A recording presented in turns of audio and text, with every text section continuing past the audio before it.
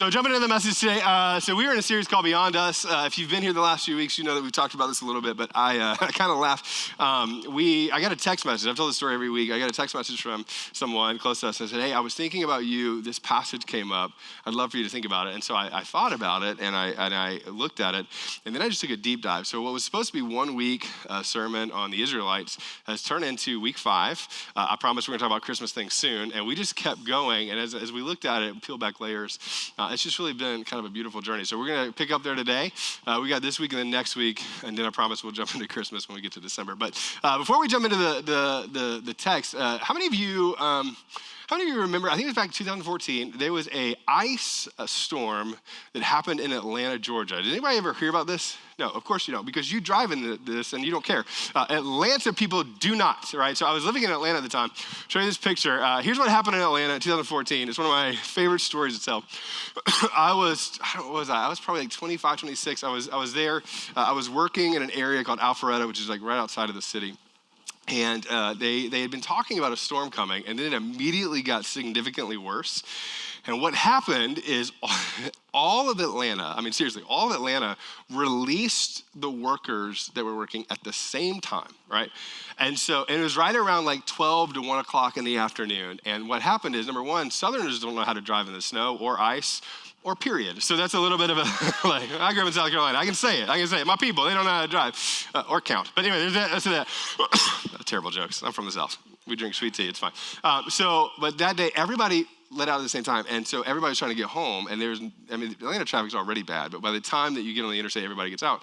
What happens is the traffic was bad. It was pretty much stopped. So we were going 3 to 5 miles an hour. I kid you not, 3 to 5 miles an hour for 9.5 hours that day. So I got out. Yeah, it's a true story. We got out. It usually took me about 30 to 45 minutes to go to where I lived. The other thing about Atlanta is there's a ton of like hills everywhere you go. And so when ice happens, that's less fun. And so I'll show you a picture. This is kind of interesting. So this is pretty mild. But what happened on this specific street I was on, there was a bridge at the bottom of this dip. And everybody is wired like me to go, oh, I can do that. Hold my beer. Whatever that is. Like, here we go.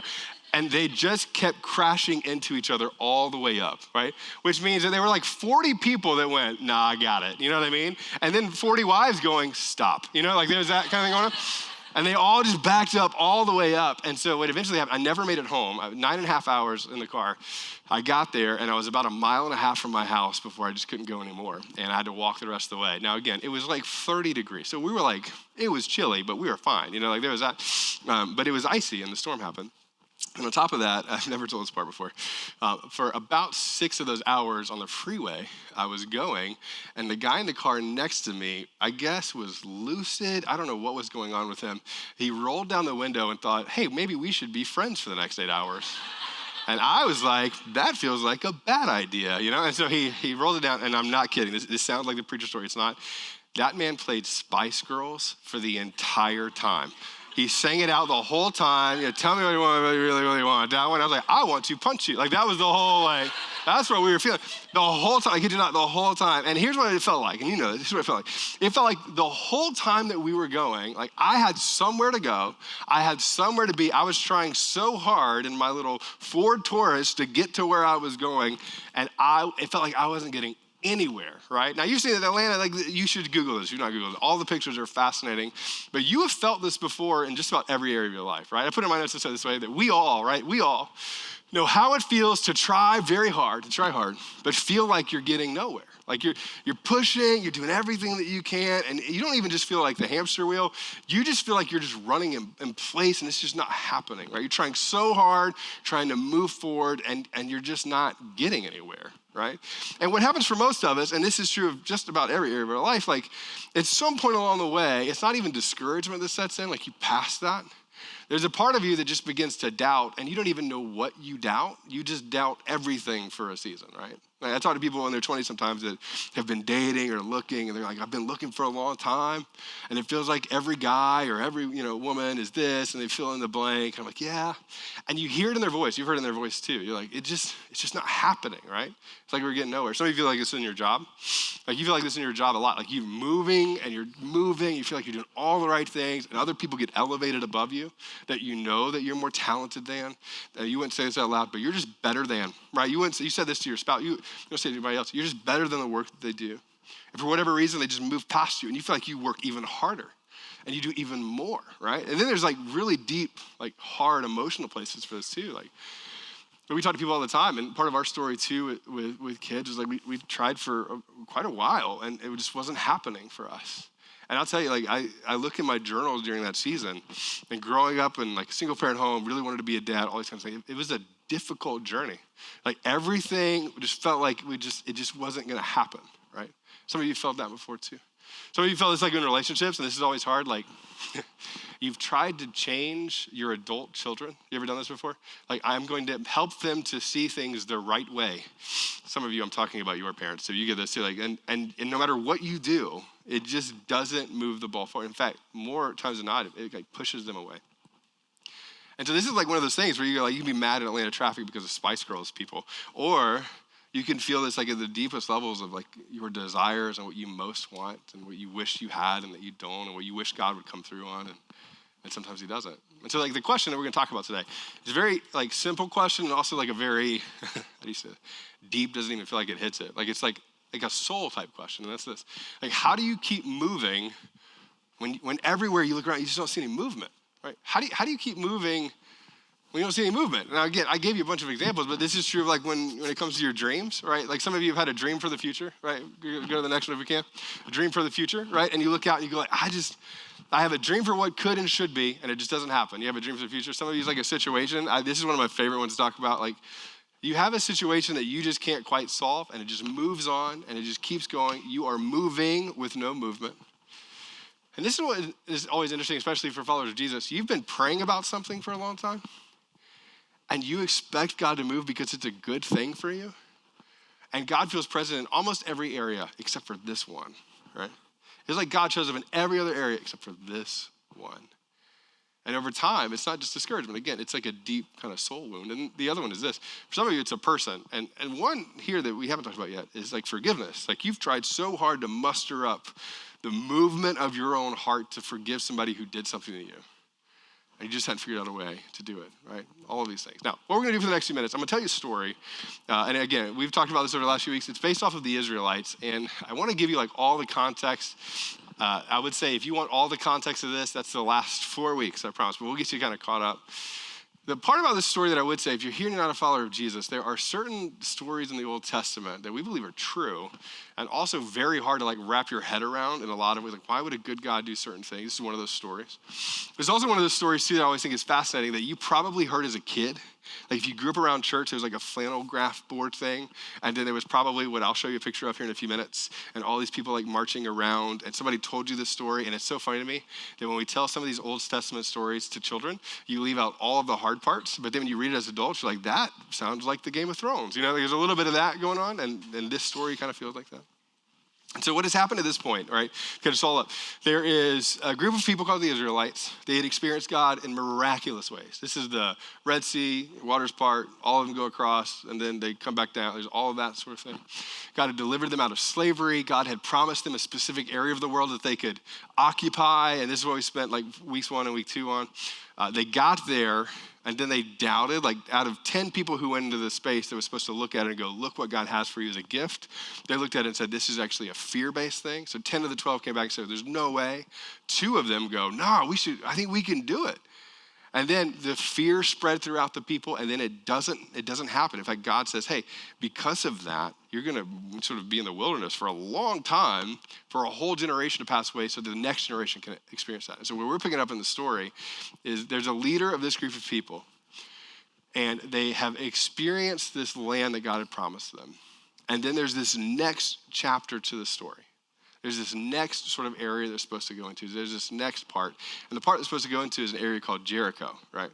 And Jericho is supposed to go next. Again, the part that you don't tell your kids, you know, when they go to sleep at night is this is like the impenetrable city, right? This is every part about this would say there's no way that you could advance upon this city. And yet God had said, no, you are to go. And you are to go here, right? So we're going to be picking up in Joshua chapter 6. Here's what it says. We'll read from verse 1. It says, now the gates of Jericho, so this is the impenetrable city. Gates of Jericho were securely barred because of the Israelites. No one went out and no one came in. So here's what they did. They kind of essentially heard they were coming. They made sure that it was like a fortress. There's no way to get into it. All of this is sort of locked down. But not only is it locked down, but it's like locked. This is like remember Mission Impossible? Do you guys watch the first one, the real one? You remember that one? Remember when he like floats down out of the ceiling? You remember this moment? Okay, just make, sorry, some of you weren't even born yet. That's how old Tom Cruise is. And so it's kind of like that. Like there's all of these layers, right? So I'm going to show you like a crude picture of this. It's a drawing, but just to give us an idea about it, right? Here's what Jericho would have looked like. You have like the wall, which is fascinating in and of itself, right? You have this wall. But before you even get to the wall, there's like this massive sort of ditch area that you would have to like get across before you even got to the wall. And then once you got to the wall, you have to get to the other wall, and then you could get in. Now, again, I'm not a math genius, but here's what I know. Is like that amount of like trying to get through, it feels like a lot. It feels like a lot for, Gerard Butler in 300. Like it feels like a lot for anybody. And you look at this and you go like, what God had said is like, no. You are going to go in here. This is yours. You are to take it. And you sort of immediately begin to go, well, I don't feel great about that. You know what I mean? Like, how do I cross this thing and then get to the wall, and then we're supposed to, like, scale the wall? And then, or we're supposed to, like, knock it down? We're supposed to get through it? We're supposed to talk them into it? You know what I mean? Supposed to give them a virus for all their Androids? I don't know. Like, what do we do? Tells me how many Android users we have in the room. That's great. How do we do it? And then what God says next to Joshua is one of the most fascinating things. In fact, it's what I would have been looking for to start with. Here's what he says. He says, so the Lord says to Joshua, who's the leader of this group of people at this point, see, I have, and again, this is fascinating, I have delivered Jericho into your hands, along with its king and its fighting men. Now, if you've been tracking with us for the last few weeks, you know this. Specifically throughout the Israelite story, especially during this period, God would say things as if it's not to be, as if it already was given, right? Like, I have given you this gift, it's yours to receive. I've given you this thing, it's yours to take hold of. I've given you this, trust me, it's yours. And so he's already saying, I've already decided, I've already given it, it is here, pick up the gift. It's yours. Which brings us back all the way to like week 2, and we said this. The question isn't like, is God with us? The question really is like, will he step where he's already promised to be? Like, will he do what he said he's gonna do? But not just that, will he be in the future place, the future gift that he's already promised to give us? Will he be there waiting when we take that step? He said, I have already given you this. And then it goes on and says this. He says, so I have delivered Jericho into your hands along with its king and its fighting men. And then he gives like and then we go. You know what I'm saying? Like here's like the Braveheart with the blue paint and on the horse and, Mel Gibson crying into every close-up that you see him in a war movie. Like this is the moment. It says, march around the city once with all the armed men. Do this for 6 days. Now, if I'm Joshua, I go, this is great. I am tracking with you through gather those guys. I am tracking with you through march. Why are we doing it for 6 days? Right, you know what I'm saying? Like, I'm good with the march. Yeah, Get everybody together. You turn on Space Jam in the background. Like, y'all ready to play, Like, you're going. And what happens here is so powerful. Like, I was going, no. You're looking for strategy, and like marching orders, and a strategic plan to take this city. But no, you're going to march for 6 days around the ditch area? Yeah, the ditch area. You're going to, all around that? Yeah, but we're going to be kind of close enough to where they could, yeah. You're going to march around that area. And then what he says next is worse. He says this. He goes on. Then I want you to have 7 priests carry trumpets of ram's horns in front of the ark. So here's what's fascinating. The ark representing the presence of God, the literal, tangible presence of God with this group of people in the ark. So when you go like, hey, it's kind of like playing a pickup basketball game, you know what I mean?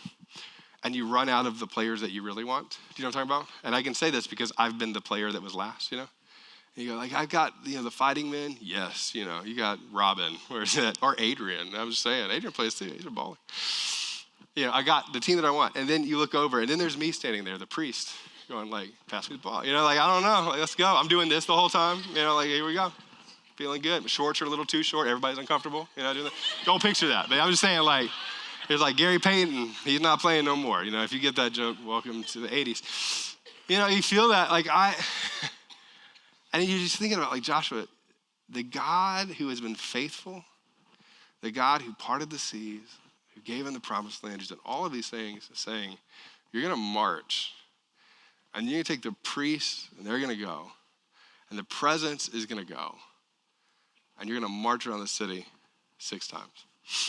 And then it gets worse. He says, then on the seventh day, march around the city 7 times, not just one. You know, there's some guy in the back going, 7? He pulls out his halo like, I don't know, 7 times? Like, also be me. With the priest blowing the trumpets. And when you hear them sound a long blast on the trumpets, have the whole army give a loud shout. And then the wall of the city will collapse and the army will go up. And everybody, I love this part, everybody will go straight in. This is the most that's probably one of the most fascinating parts of me. Like, you're not even going to have to try. It's just, you're going to go straight, you're going to walk in. It's like the door's going to open and you're going to go. Now, this is why I say it's so important to read the Bible as adults, right? Because when you read it as an adult, here's what you did is when you heard this as a kid, you know. There's the Jericho, I think there's even a song about it. Is there a song about this too? What's the song? You guys know? How's it go? Anybody? No. No one knows. Yeah. You know it. What if I gave you a mic right now? I just got you on auto-tune and did the whole thing. Yeah, that'd be great. Yeah, that's so fun. I remember this as a kid, and I remember celebrating when the walls fell at the end, because you know this, in every story like this, you celebrate the ending and the victory. And we talked about throughout the series, but there's the Ben Affleck leaning against the wall, smoking a cig during the courage moments. This is what most of these moments feel like for people, as you look at it and you go, I don't know. Day 1, the priest would have gone and the ark would have gone, the fighting men would have gone, and they march around the city. And there's so much adrenaline in the beginning. Can you imagine this? We're going to do this for 7 days, but day 1, we're feeling great. Look what God has promised. Look at this. We're going to get, it's day 1. You go back to whatever tent you're in. Day 2, it's a little bit less, you know. You're trying to pump them up a little bit more, day 2. Day 3 and 4, it goes wait a minute, why are we marching again? Shouldn't we just, I know where the key is to the door. Could we just not go in? Why the walls even got to fall? You see me jump? You know, there's a little bit of that. Day 3 or 4 feels weird. And then on top of that, this is the part that, again, every movie that's epic has background music to the big moments. Do you know what I'm talking about? And so it feels glorious. I was trying to figure out how do I give you a picture of this? Have you guys ever heard the song Happy? Do you guys know the song Happy with Pharrell? I'm going to play you this real quick. I want you to see this real quick. So can we turn it? Yeah. All right, you watch this music video? It's so fun. By the way, more swagger than I'll ever have. You know what I mean? Can you imagine if I wore that hat? But anyway, so with music, everything in this video just kind of feel of course you're dancing down the stairs. Because Pharrell's playing, you know what I mean? Pharrell, whatever. This guy, they're all so happy, right? All of this, and with all of the music, it just seems to make sense. Of course you're wearing sunglasses inside. Of course you're having a moment in school. There's a bridge where no one's there. You look at all this, my guy with a cat shirt on, you know what I mean? Of course this feels right, because they're so happy, and their minion always shows up. All right, now, when you take away the music, though, everything sort of changes, am I right? All of these things that are kind of weird get real ordinary real fast. Play the second one real fast. This is kind of fun. I want to show you this.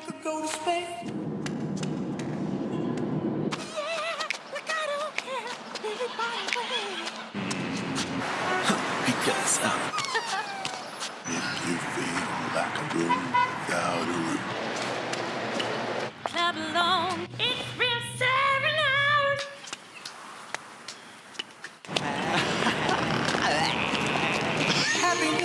That's my favorite, right? Yeah, you know this. When you see this, you know this.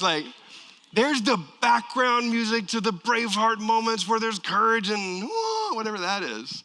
But in the middle of it, you feel foolish, right? You know what I'm talking about? You feel foolish for thinking that there's someone out there for you even though you've been dating for so long. You feel foolish for thinking that that job is going to be yours. You feel foolish for thinking that you're going to get pregnant. You feel foolish for thinking that you're going to be able to forgive somebody who did that thing to you that feels like it's unforgivable. You feel foolish for thinking that God has more for you. You feel foolish for thinking that the prayer might absolutely be answered that you've been praying for a long time. And what this group of people, and I think what we feel today in a very real way, is that God isn't testing their strength, right? God isn't testing their strength. God is testing, more than anything else, their surrender and their obedience to him. Now, I doubt you're going to have to march around Jericho to find, I don't know. I don't think you're going to do that.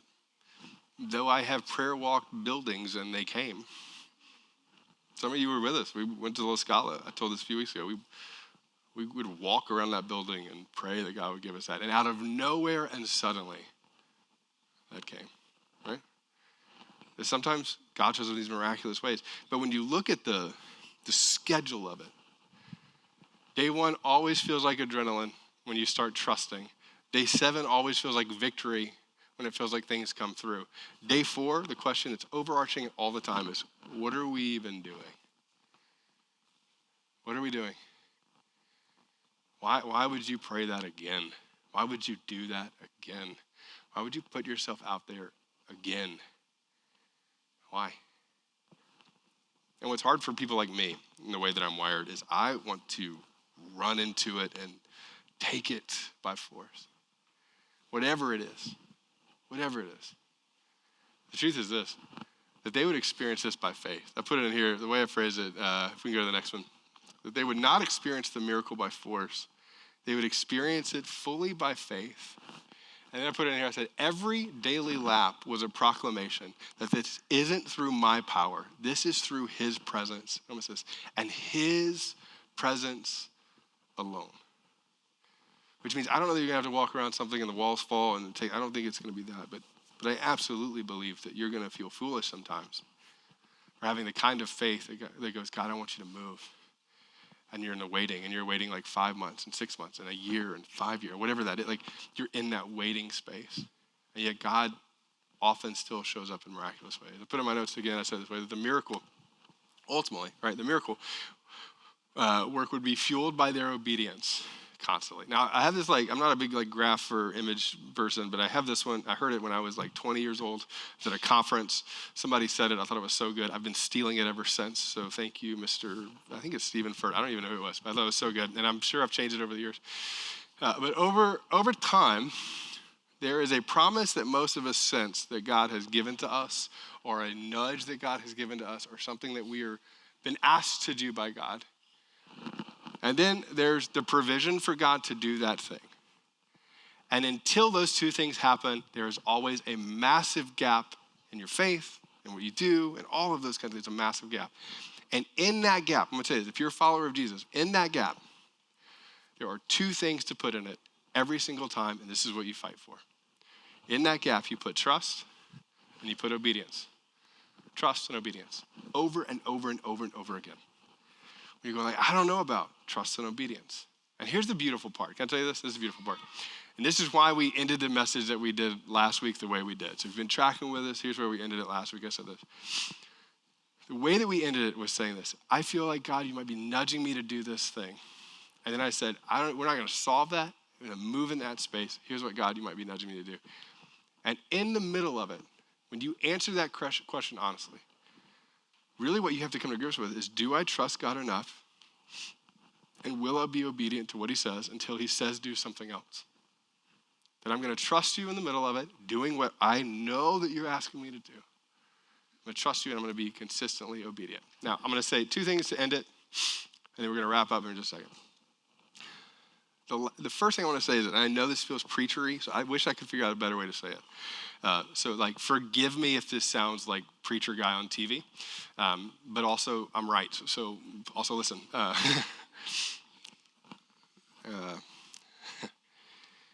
remember playing sports as a baseball player, and my coach would often say, you do the disciplined work over and over and over again. And he's like, and don't stop short of what your potential could be. Keep pressing through that thing. And I thought about this, and the older that I get, the more I think this is harder and harder to do as we get older. And the first thing I want to tell you is this. I don't think you should stop one day short of whatever the miracle is that God has for you, right? Don't be one day short. Now, this feels like I don't know how to say this well. This feels like, is that manipulative? Is it that's just an emotional thing? And I'll say this, yeah. Maybe unless you stop one day short and you don't experience it. And then on the other side of it, you go, well, then it's right. And I'll tell you this, I am tempted by this all the time in most areas consistently to go, I feel like I know where I'm heading. I feel like I got to move forward. And also the temptation is to stop to the place where comfort actually is. And you can be one day short of whatever it is that God has called you to be. Some of you are sitting next to somebody that you love in marriage because you didn't stop one day short. And you didn't end up with a person that would have been easy to have ended up with. You followed him in those things. There are so many examples of this. Don't stop one day short. And then the last one seems so overly simple, and that's this. Keep marching. Now, I'll tell you what I want to do. I want to give you like 4 steps on how to march well, and whatever that is, or how to keep going when it's hard. And here's the real honest thing. Can I just tell you something really honest?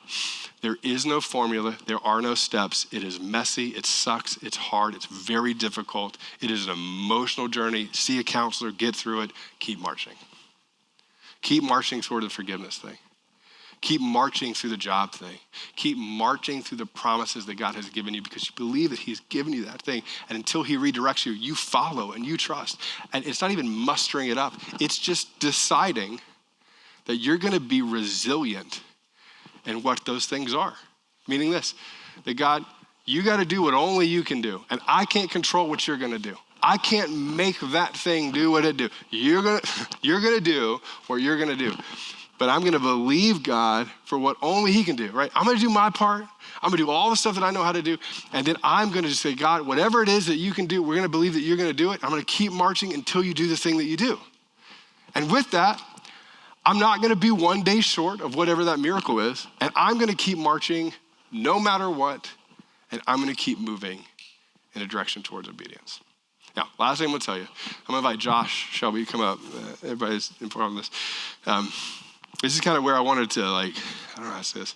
If I could, put a target thing. What is this? Darts. The Ted Lasso dad. Did you see that? Ted Lasso dad. There you go, yeah. If I could, stick the landing. Now we're doing Olympics. I would stick it around some lyrics, and I told you this week 1, that I think gives a perfect picture of a person who's a follower of Jesus trying to figure out how to do this well. And the lyrics of this song are a hymn, and the hymn that's written is so powerful and so beautiful that I think when you say it, I don't know how to say this well, and you're in the midst of the pain of the uncertainty or in that gap, it's actually very painful to sing or pray. And at the exact same time, it's incredibly empowering to sing and pray this as well.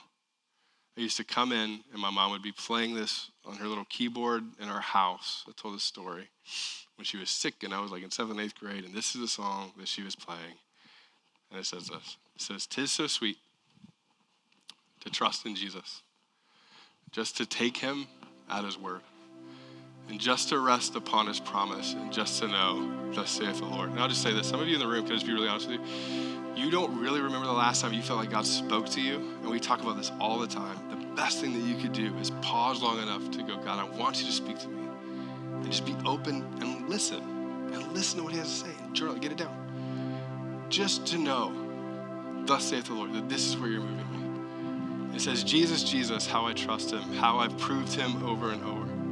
Jesus, Jesus, precious Jesus, oh, for grace to trust him more. And the last line is the one that I wish, again, this is where I wish I could just stick the landing right, is the prayer to say, God, of all the things that I'm going to do in my faith in my life, would you please grant me the grace to not just grow in my faith, to not just be a better person, you're already a good person, but to trust you even more than I do right now in this next season, this next phase of my life, and see you move in that space too.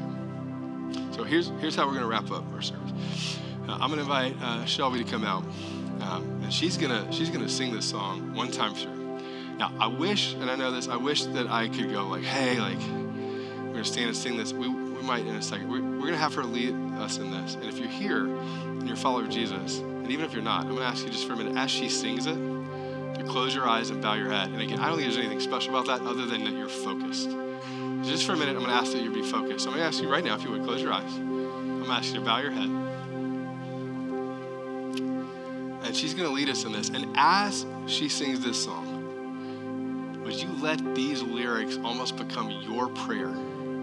That God, you would help me to trust you more. And then after she sings that, I'm gonna come back up and we're gonna take communion together. And I'll kind of direct us after that.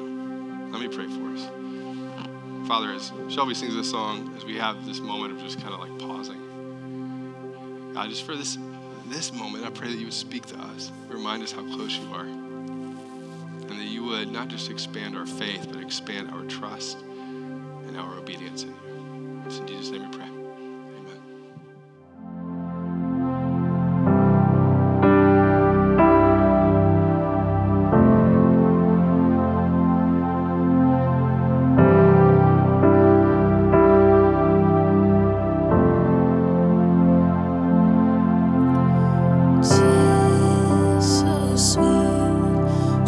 Trust in Jesus and to take him at his word, just to rest upon his promise and to know the saith the Lord.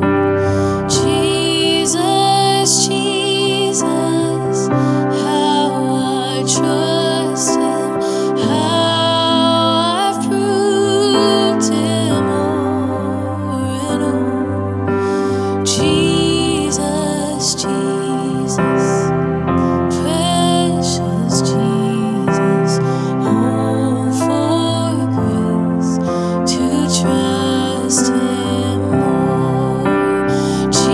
Jesus, Jesus, how I trust him, how I've proved him o'er and o'er. Jesus, Jesus, precious Jesus, oh, for grace to trust him more.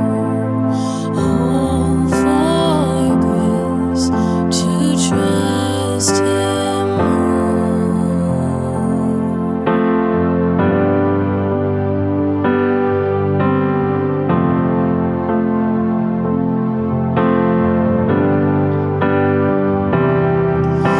I've never seen the righteous forsaken. No, I've never seen the righteous forsaken. So I recall his faithfulness to mine, because he's come through every single time. No, I've never seen the righteous forsaken. No, I've never seen the righteous forsaken. So I recall his faithfulness to mine, because he's come through every single time. So on Jesus I will fix my eyes. Keep standing and sing this with us this morning. Turn your eyes upon